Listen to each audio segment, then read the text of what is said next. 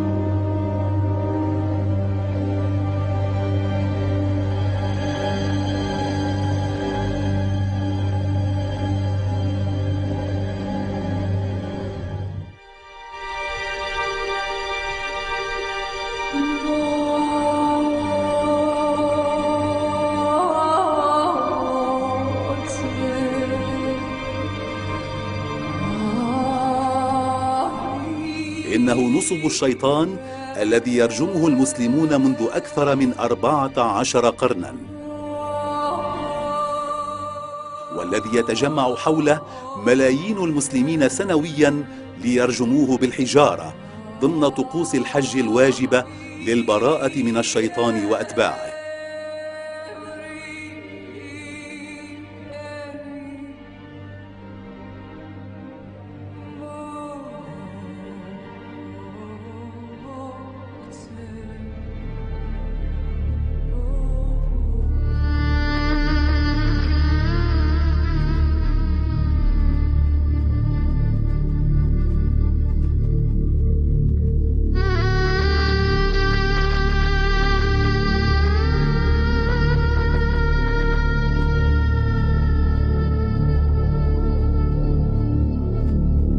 من غير نصب الشيطان؟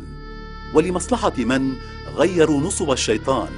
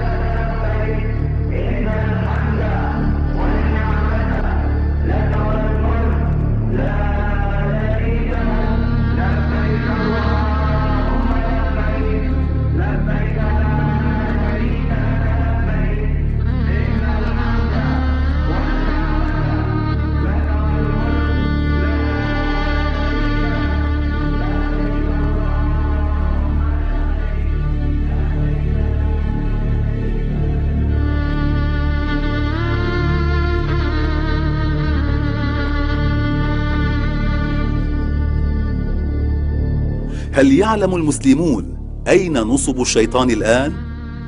إنه فوق جبل عرفة، يتبرك به المسلمون في يوم وقوفهم على جبل عرفة، ويقرؤون القرآن قربه ويلبون لله. إن نصب الشيطان فوق جبل عرفة.